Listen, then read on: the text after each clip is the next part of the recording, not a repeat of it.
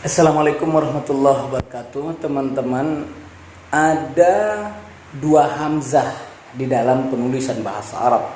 Yang pertama disebut dengan hamzah wasal, yang kedua disebut dengan hamzah qata. Hamzah wasal adalah hamzah yang ditulis tidak dengan hamzah, ditulis tanpa hamzah. Contohnya idhab, dia tanpa harokat juga tanpa hamzah, ditulis tanpa harokat dan juga tanpa hamzah. Apabila dia di tengah kalimat, dia tidak dibaca. Apabila di tengah kalimat, dia tidak dibaca.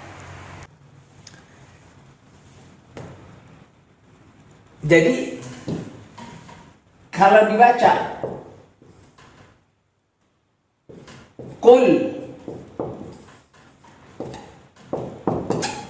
qulidhab, dia diwasalkan melewati hamzahnya tadi, sehingga disebut dia dengan hamzah wasal. Yang kedua ada hamzah qata.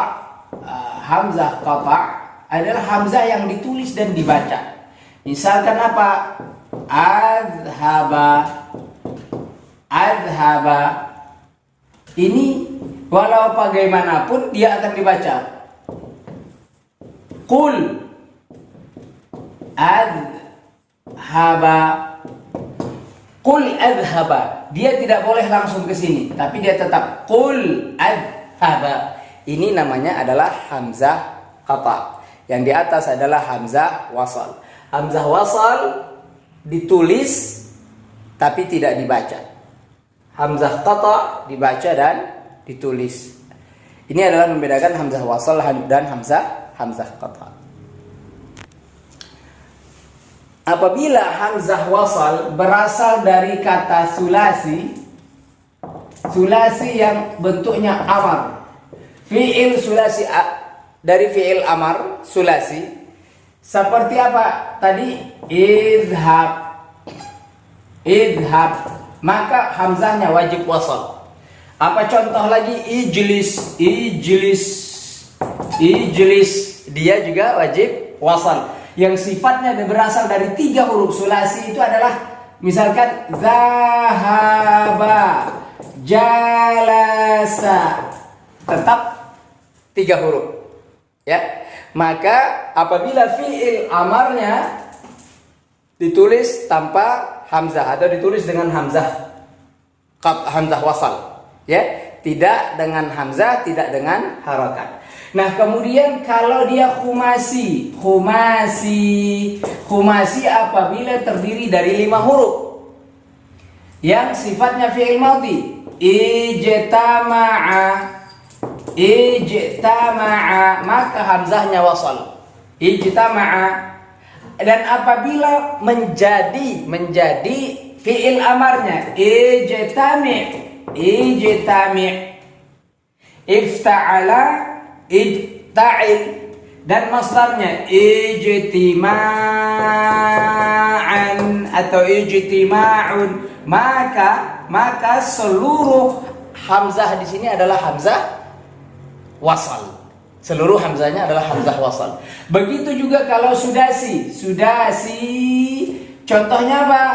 Istaghfara, hamzahnya wasal, istaghfara.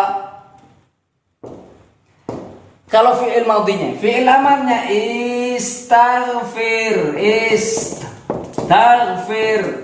juga hamzah wasal. Istighfaran,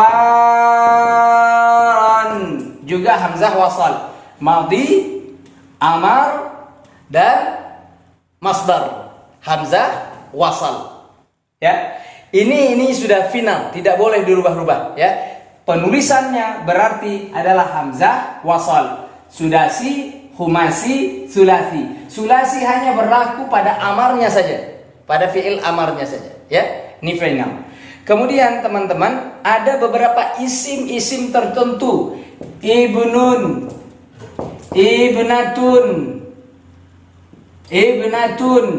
Ini juga ditulis dengan hamzah wasal, ya. Isnaini, isnaini, hamzah wasal. Isnataini,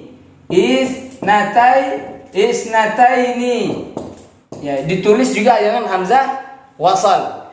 Apalagi contoh lain? Imru'un, imru'un, hamzahnya wasal. Imra'atun, hamzahnya juga wasal. Kata ismun, ismun juga hamzahnya wasal. Sehingga dalam Al-Quran bi'salismul fusuq, bi'salismul fusuq, ini menunjukkan dia adalah hamzah wasal yang ditulis tapi tidak dibaca ketika dia diawali atau didahului oleh fi'il tertentu.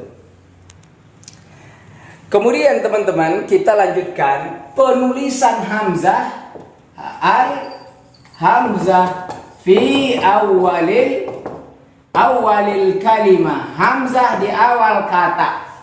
Nah, apabila hamzah terdapat di awal kata, ada beberapa hukum yang harus dipatuhi. Yang pertama dia ditulis di atas alif. Di atas alif nih. Hamzah wajib ditulis di atas alif. Contohnya akala, akala harus ditulis di atas alif. Apabila dia maftuhah, apabila harokatnya fathah. Apabila harokatnya fathah, akala wajib di hamzahnya ditulis di atas alif. Atau apabila harokatnya dhammah, ukhidha apabila madmumah, hamzahnya dhammah maka ditulis di atas alif. Nah, apabila harokatnya kasrah maka dia ditulis di bawah alif, ya, di bawah alif, ya. Tidak boleh di atas. Misalkan apa? Ini, maka apabila maksurah yang berharokat kasrah maka dia wajib ditulis di bawah alif. Ini adalah hukum pertama terkait hamzah di awal kata. Nah, masih berkaitan dengan hamzah di awal kata, teman-teman tolong perhatikan. Apabila hamzah didahului, yang seperti yang tadi itu, didahului oleh waw, atau didahului oleh li, lam, atau didahului oleh sin sebagainya. Nah, misalkan dia dahului oleh huruf-huruf yang bukan asli, maka tetaplah hukumnya sebagai hamzah fi awalil kalimah, hamzah di awal kata. Maka dia tetap hamzah di awal kata. Artinya apa? Kalau dia fathah tetap ditulis di atas alif, kalau dia dhammah dia tetap ditulis di atas alif. Makanya wa akhdhu, misalkan wa akhdhu dia tetap ditulis di atas alif. Ya. Misalkan li ukhidha tetap ditulis di atas alif. Nah, begitu juga kalau dia didahului oleh sin, tetap dia akan ditulis di atas alif. Ya, jadi tidak mengalami perubahan meskipun didahului oleh huruf waw, lam, sin, fa, tentunya huruf-huruf yang lain. Nah, ada pengecualian kecuali dia didahului, misalkan contoh lain. Maka penulisan lain atau li'alla.